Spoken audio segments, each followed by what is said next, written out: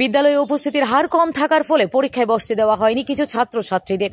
প্রত্যেক মা বাবার স্বপ্ন থাকে ওনাদের ছেলে মেয়েদের উচ্চশিক্ষায় শিক্ষিত করা, যার ফলে শিক্ষা লাভের জন্য যে যার সাধ্য মতো বিভিন্ন বিদ্যালয়ে ওনাদের ছেলে মেয়েদের ভর্তি করান।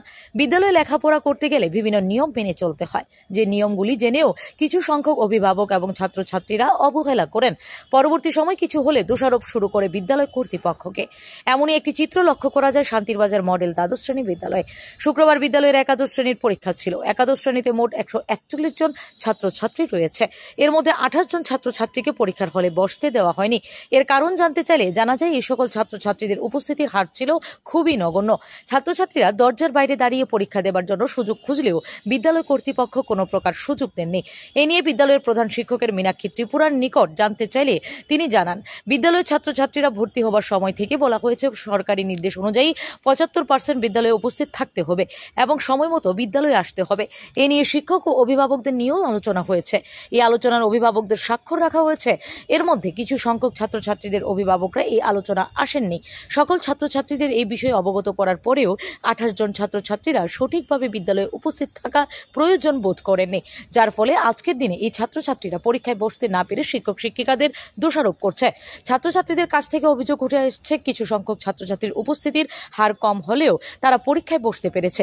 এ নিয়ে জানা যায় এই সকল ছাত্রছাত্রীরা বছর বাঁচাও পরীক্ষায় বিদ্যালয়ে ভর্তি হয়েছে। এই ছাত্রছাত্রীরা পরীক্ষার দিন কিছুদিন আগে ভর্তি হবার ফলে তাদের উপস্থিতির হার কম। ওদের ভর্তির দিন থেকে আজকের দিনের পার্সেন্টেজ হিসাব করে ওদেরকে পরীক্ষায় বসতে দিয়েছে বিদ্যালয় কর্তৃপক্ষ। শান্তিরবাজার মডেল দ্বাদশ শ্রেণী বিদ্যালয় কর্তৃপক্ষের এই ধরনের উদ্যোগকে সাধুবাদ জানিয়েছেন শুভবুদ্ধি মহল। আজকের শিক্ষার্থীরা পরীক্ষায় বসতে না পারায় ছাত্রছাত্রীরা এবং ওদের অভিভাবকরা কিছুটা জাগ্রত হবে এবং অভিভাবকরা ওদের ছেলে মেয়েরা সঠিকভাবে বিদ্যালয়ে যাচ্ছে কিনা সেই বিষয়ে নজর দেবে। এতে করে ছাত্রছাত্রীদের আগামী দিনের ভবিষ্যৎ আরো উজ্জ্বল হবে। আমাদের তো অ্যাবসেন্টের লেগে এক্সামে বলতে দিছে না। কোন স্কুল এটা? Santirbazar model HS. কে বলেছে? পার্সেন্টের মধ্যে আমাদের মানে প্রেজেন্ট নেই আর কি, তার জন্য বসতে দিইনি। কিন্তু অনেকজন আছে যারা 2 দিন 3 দিন এসেছে কিন্তু তাদের বসতে দিয়েছে। এটা তো প্রথমবার চালু হয়েছে মানে এই পলিসিটা, কিন্তু আমরা দিচ্ছি না।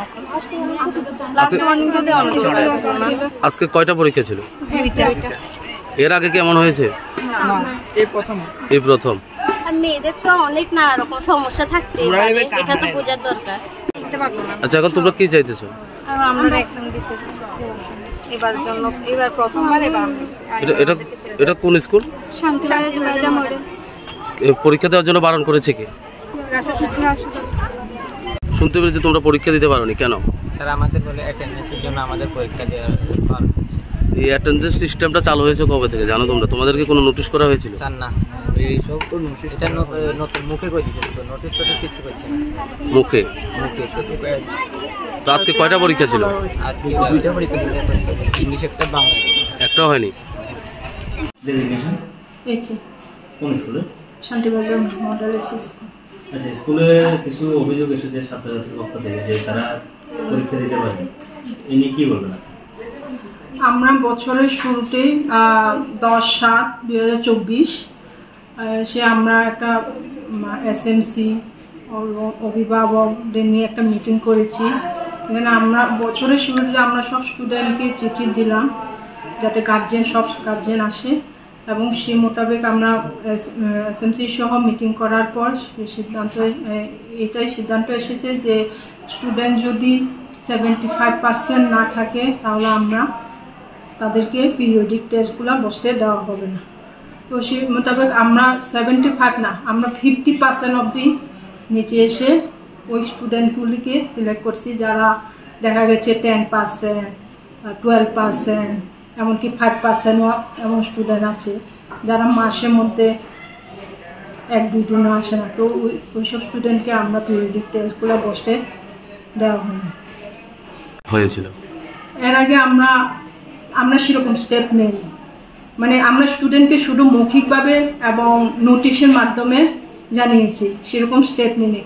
কিন্তু দেখা গেছে বছর এভাবে মানে কয়েক মাস ক্লাস করার পর স্টুডেন্ট সংখ্যা কমে যায়। ক্লাসের মধ্যে যেমন 80-90 জন স্টুডেন্ট যদি থাকে, তো 1 মাস যাওয়ার পর সেটা দেখা গেছে মাত্র 30-40 এমন স্টুডেন্ট থাকে, বাকিগুলা রেগুলারলি আসে না। এমন স্টুডেন্টও আছে যারা মাসে একদিনও আসে কিনা সন্দেহ। Bureau report, S Bharat live 24 hours.